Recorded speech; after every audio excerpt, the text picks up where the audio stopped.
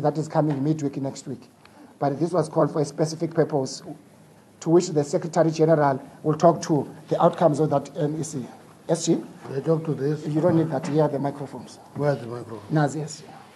Oh, good evening, everybody. We had a special National Executive Committee today, and that special NEC was called to discuss two things only: roadmap to the 54th National Conference and the KZN court judgment. That is all.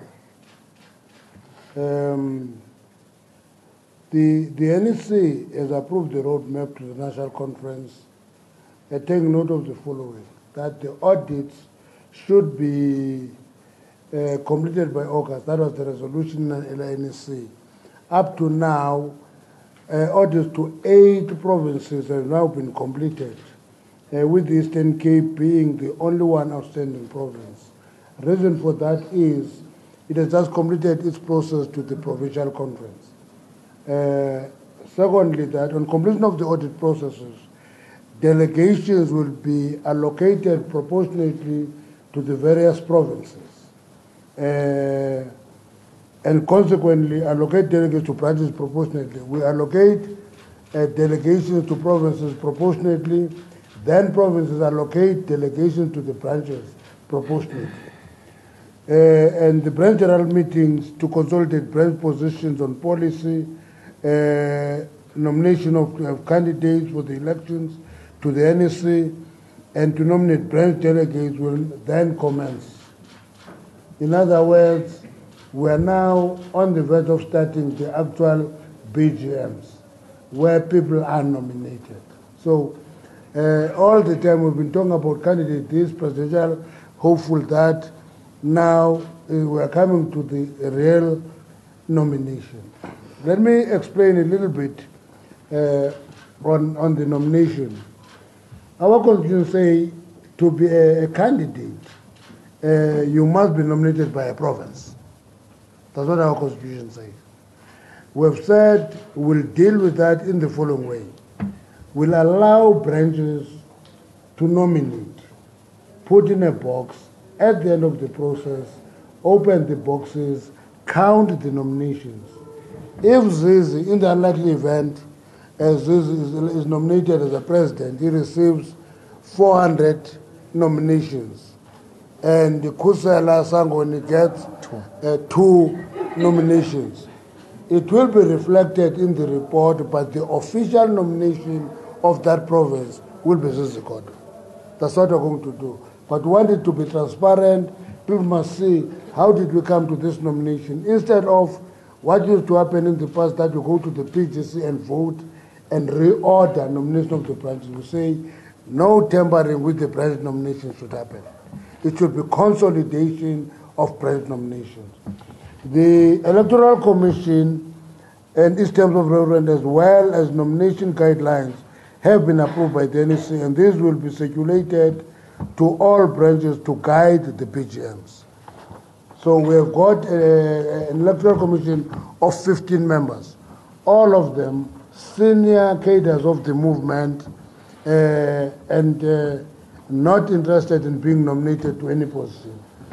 All objections and appeals will be dealt with during the November 2017, but the NEC has directed that appeals must be submitted within 48 hours from the conclusion of a BGM for them to be entertained. So in other words, you can't wait and say after a month, you say you are appealing a BGM.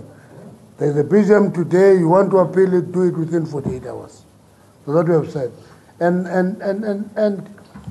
we are not going to wait until November to start. As BGMs are continuing, the appeals will be entertained and be attended to. The NEC reaffirmed the decision to advise provinces not to hold provincial and regional conferences during the last 2 months prior to the national conference, to avoid these conferences being impacted on by the national conference dynamics. Now, conferences that are long overdue, though, should not use this decision to further delay their conferences. It is only those conferences due between October and November that can be postponed and held in the first quarter of 2018. So in other words, if our provincial conference in Gauteng was due, say, in March, now you're working towards it, you can't delay it further. Continue, because that is long overdue. Your mandate is long gone. Go ahead, run your conference. But if your conference is due in October, November, December, you can delay to the first quarter of 2018 to avoid causing confusion between the national conference and the provincial conference. The NEC has full confidence in the judiciary and accepts the judgment of the full bench of the Pietermaritzburg High Court in the matter of Dube and others versus Kalala and others.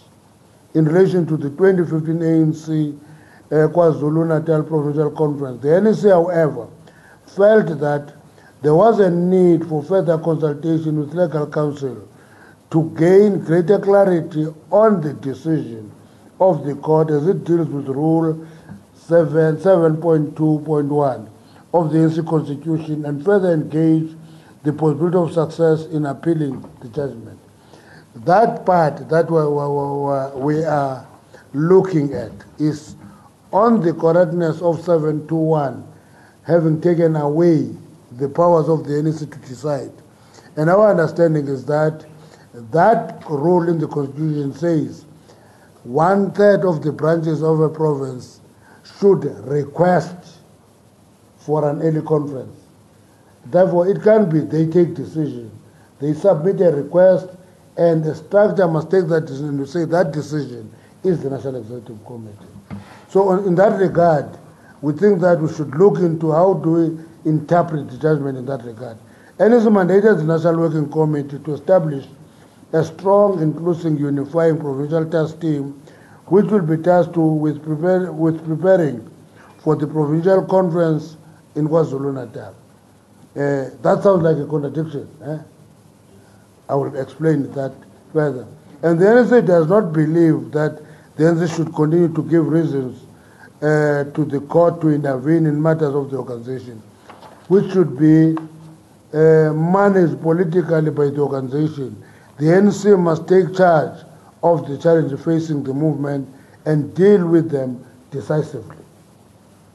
Further, the NEC will place for consideration by the National Conference the amendment of Rule 7.2.1 of the NEC Constitution to ensure that its interpretation is not left to courts, but it is quite clear what we want to do with the 1/3 of the branches, and not be mechanical and at odds with its intent. These decisions were underpinned by two primary considerations, being to find a unifying solution and reasserting the authority of the ANC rather than the courts in the political management and administration of the issues confronting the ANC. We must ensure that at all times, when disputes arise within the movement, we must resolve them ourselves. The NEC was unanimous on the need to ensure that this ruling and consequent processes must represent a unifying moment for the organization and membership in KwaZulu-Natal. That is the end. These are the only two issues we dealt with.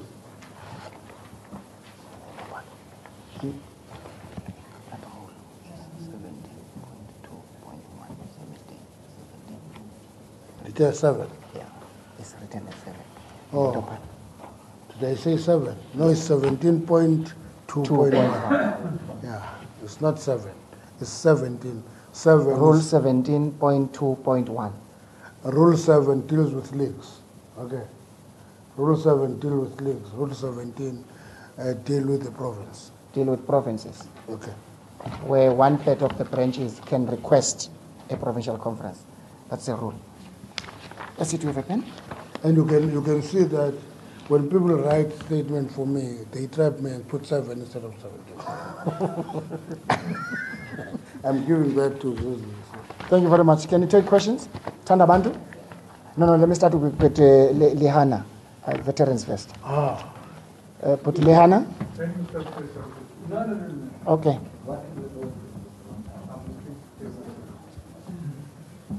Go ahead, Tandabandu.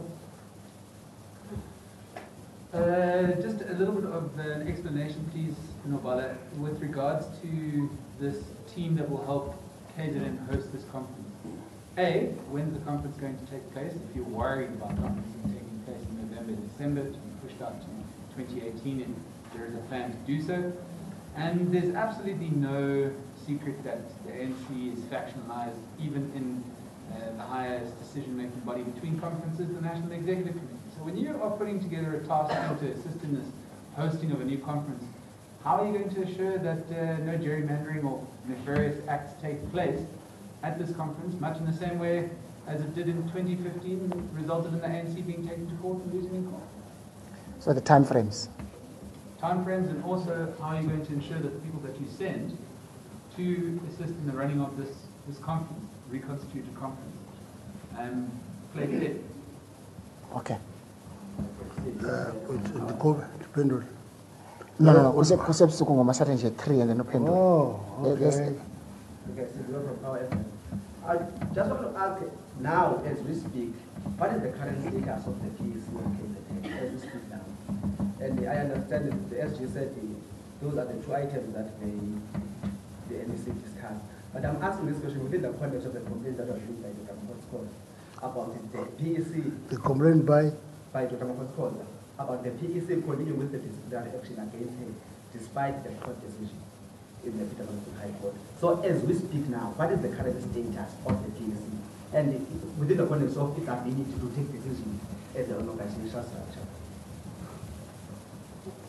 You the last on this side for the SG to answer. Natasha from ANC. SG, I know that you said that there were 2 matters that the NEC actually discussed, but the last time we had a briefing, you said that there would be a task team into the investigations of political killings in KZN. I just wanted to know what progress have you made today? Are you talking about a commission, Morani Commission, or something different? Remember the last time, I think it was two other press briefings that you had, and you said which was over actually KZN, and you'd actually investigate. You set up a task team, so okay. Okay. Can you answer those 3, SG? Natasha.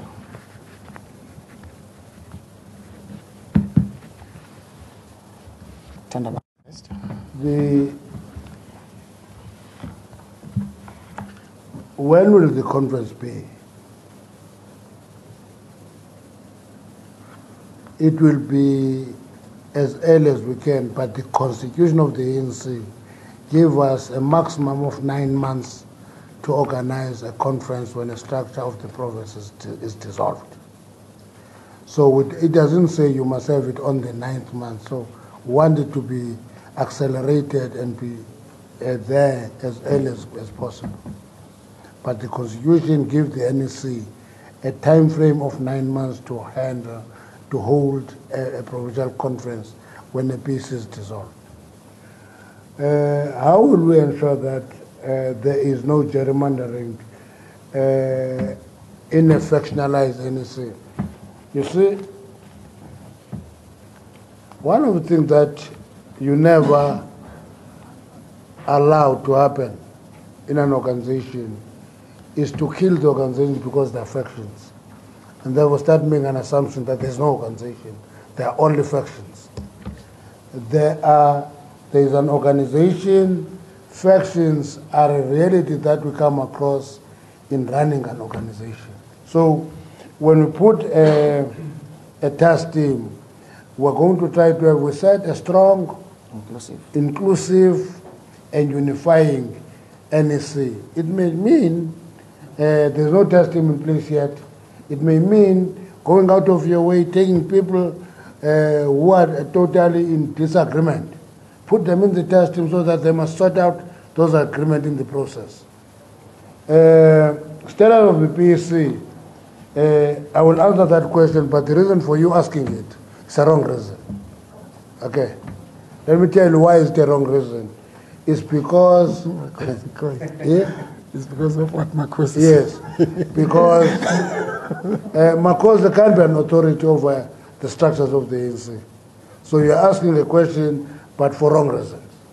But let me tell you, the reason that we're 3 days to get the senior council opinion is because within 3 days we must appreciate whether this decision is appealable or not. But for all intents and purposes, then the PEC is going to be dissolved. That's why we talk of a test team. Because once you dissolve the PEC, you have a test team. You can't have a test team on top of a PEC. But there is urgency on the part of the ANC, one, to go to a conference as soon as possible. Have a PEC that is legitimate in place. Two, you ensure that that process is overseen by a team that is seen not to be biased or try to pull the various interests together. Okay. You. There's one question I must answer. Natasha.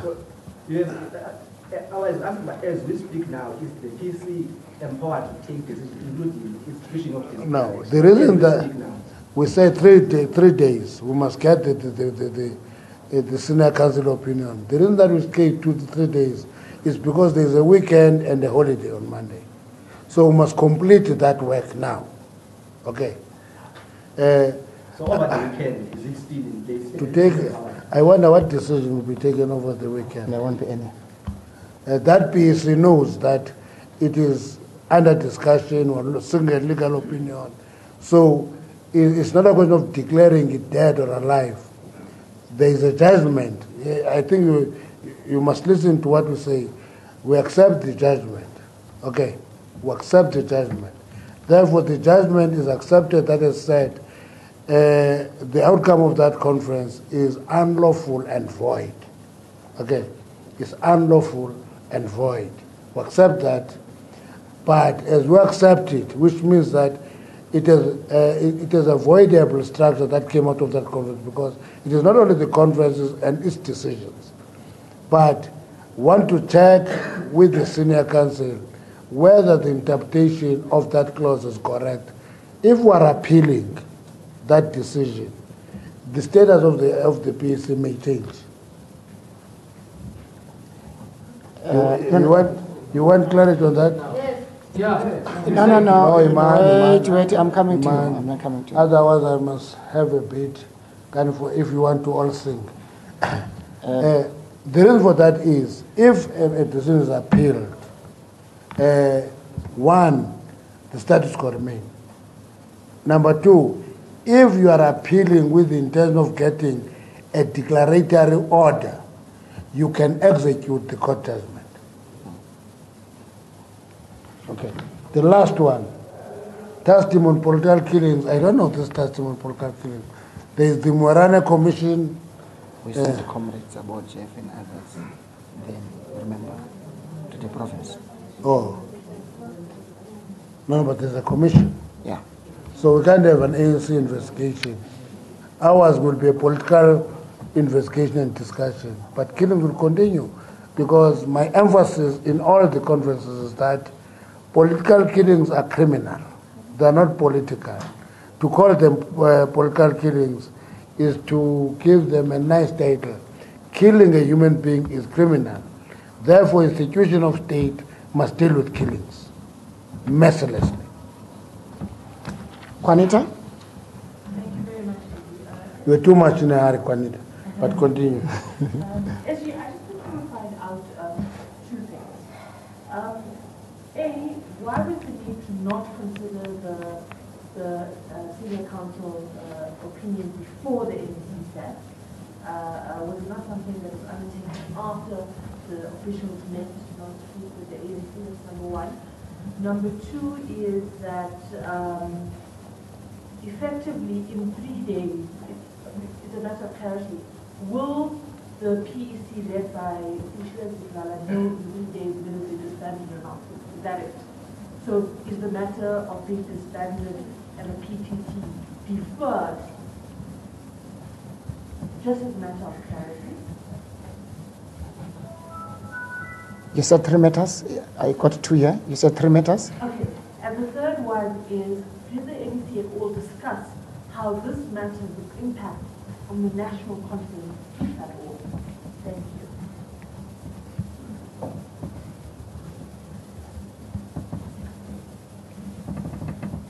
Okay. Now back to Putilihana. So my question is, Ulumbuzo. I wanted to find out if this decision was going to impact the national conference. Oh, no, it's the same question. Thanks, Putilihana. Who's behind you? Thank you. Eh? Yes. No, but I just need clarity. You just mentioned that if there's a declaratory order, then the TEC will make. Can you just clarify that point? No, that's not what I said. Okay. Okay. That was the last question, SG. Because Juanita asked all 3 questions covered this side. Thank you. Let me start with this one. We're saying, if you are appeal, straightforward appeal, a straightforward appeal includes stay of execution. Okay? There's an appeal, therefore you wait for that process, and therefore there is a stay of execution. But if you want a declaratory order, you can execute the order, but still want clarity from court, for the court to give clarity on the decision that you want clarity on. Because the biggest worry about this judgment is not the judgment itself, is the emphasis on the 1/3 and the interpretation of that 1/3, whether it takes away the right of the NEC to take decisions. That is the difference. I hope I'm clear. Yeah. But if after consulting the senior counsels, the reason that we should appeal. 15 days is ending this week, early this week. Once that appeal is submitted, they stay of execution. But if we want a declaratory order, we may dissolve the PEC, put a PTT, continue with but go to court for clarification of the interpretation of the order. Of Rule 17.2.1. Yes. That is where the difference is. Because though we respect the decision of the court, we are also very weary of allowing court decisions to actually create a situation where the ANC as an organization becomes flat-footed in doing its work. And we refer to the Ramakatsa case, where the Constitutional Court made a point that says they are disinclined to run the affairs of the ANC. Okay. Juanita was why the opinion was not sought before. You see, Juanita, let me give you just basics of running an organization. Not an institution. That's the big difference. When you run an organization, you go through various stages. One, you must go through your structures, talk to your structures. Two, don't run ahead of yourself. And the NEC, for example, when we went to the NEC, we put 3 options. Say, look into these options, you see. And once the NEC has looked into those options, give us feedback, then a line of action is given. That's how it works normally. Because sometimes if you run ahead of yourself, you get surprised when you are actually bound both feet. Okay? You fall on your belly. Will the PEC know if it is dissolved? The PEC will know because the NEC said officials and NWC finalize this matter, but there is also an NEC next week. But that request, the status of that will also be reported to the NEC next week. But the NEC has said, deal with this issue, finalize it, close it. Come and report to the NEC next week. So if a decision is taken, it will know even before that NEC. Lastly, how will this impact on the national conference? I've been asked this question many times. And I always say this narrative that the conference may collapse and so forth is too strong a narrative, and I don't know what informs it. The conference is a conference of branch delegates. Okay? At least 90% of delegates to a conference is branch delegates. Okay? It's not provincial delegates. It's branch delegates. Number two, the NEC goes there in its full entirety as ex officio and voting delegates. PCs are allocated space in the National Executive. So if it impacts on the delegation to the NEC, it may impact only to the limit, to the point that it may impact on the PEC of KZN. Otherwise, the conference will not be impacted by this decision. Say, then we can't run a conference because there is a judgment on KZN. It's the same as the Ramakatha case. Actually, we were given a judgment on the eve of the conference. All we did was to stop the PEC of the Free State. The conference went ahead smoothly and well. But Lihana? To what extent do you think greed and materialism contributes to the killings in KZN rather than focusing on the service to the people? In other words, what is the motive? But Lihana was the last question for the night, SC. Clement, no, I know you're going to come back. Not today. Wow, what a long weekend. Yeah, okay. No, our view is that the Moral Commission will give us more information on that issue and clarity. But greed and materialism complicates politics in general. Greed and materialism complicates politics in general. I always tell people when they say the answer is not the same, I always say, if it was the same as in 1980, it would be a sick organization. At that time, it was working under condition of illegality. Discipline was part of safety and security. Now it is open, everybody is having access to resources. And therefore, greed and materialism complicates politics. And that is a well-researched subject of how, when liberation movement ascends to power and get exposure to resources, how that complicates their space. But I can't limit it to the killings in KZN. Thank you very much, ladies and gentlemen. Thanks for your time. Have a safe weekend. See you next week.